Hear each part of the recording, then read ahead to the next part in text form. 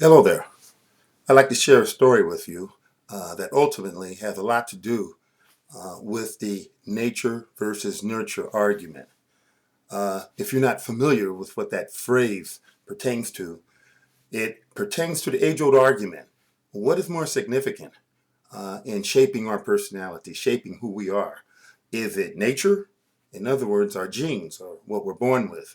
Or is it nurture, the environment, or the socialization process?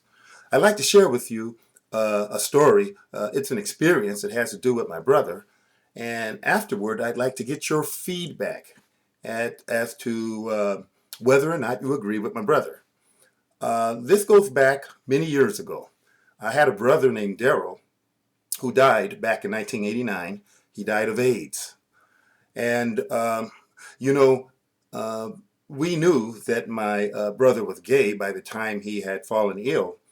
But what was interesting is that as he was growing up, and really I have to go back a lot of years, go back to the time when he was just a little toddler. My brother was about 5 years younger than me. And when he was a little guy, me and my other brothers, we used to torment Daryl because he didn't like to do the boy things. He didn't like to play with trucks. He didn't like to go out into the field and get dirty.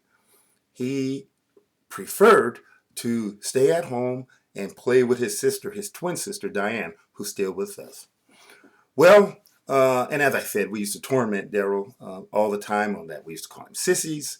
We used to do things like that. And as my brother grew older, some of these mannerisms on his part began to be ultimately quite pronounced in his personality and in his behaviors.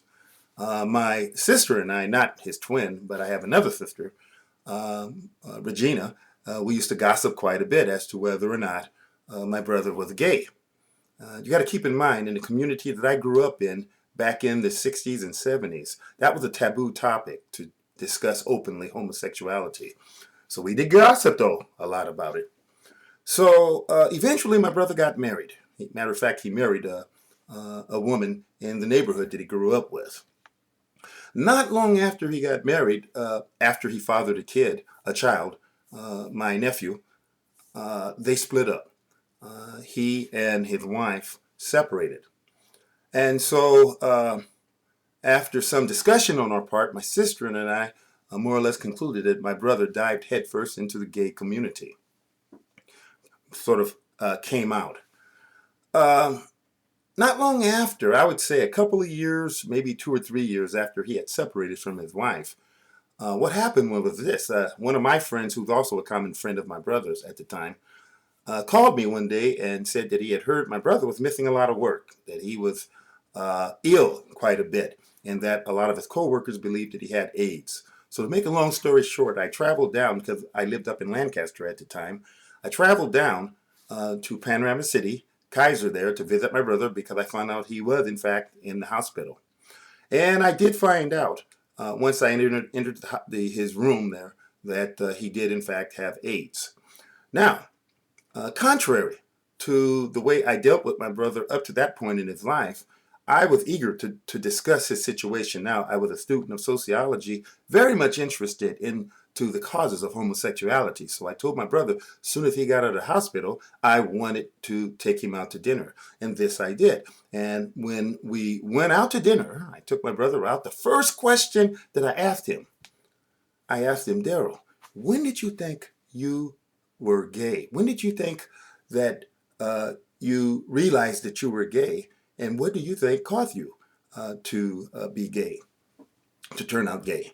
Well, surprisingly, my brother's response was not what you will typically encounter from those in the gay community who argue that they were born that way. So certainly they would support the nature side of the nature versus nurture argument. If my brother told me, though, very fascinating, very sad.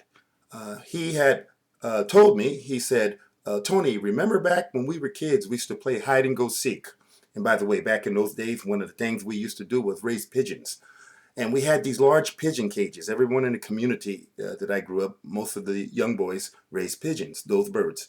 And My brother said, "You remember we used to play hide and go seek?" Keep in mind, my brother was about 5 years younger than me, so if I was about 9 years old, he was about four. And back in those days, the streets were very safe.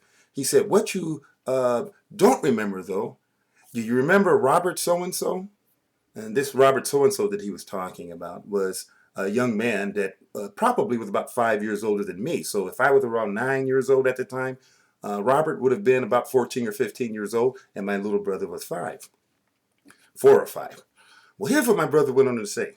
He went on to tell me this. He said, "Well, Tony, look, when we used to play hide and go seek, I remember very clearly the first time Robert came and got me and took me to the pigeon cage.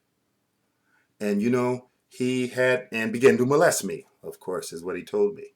And do you know what he told me?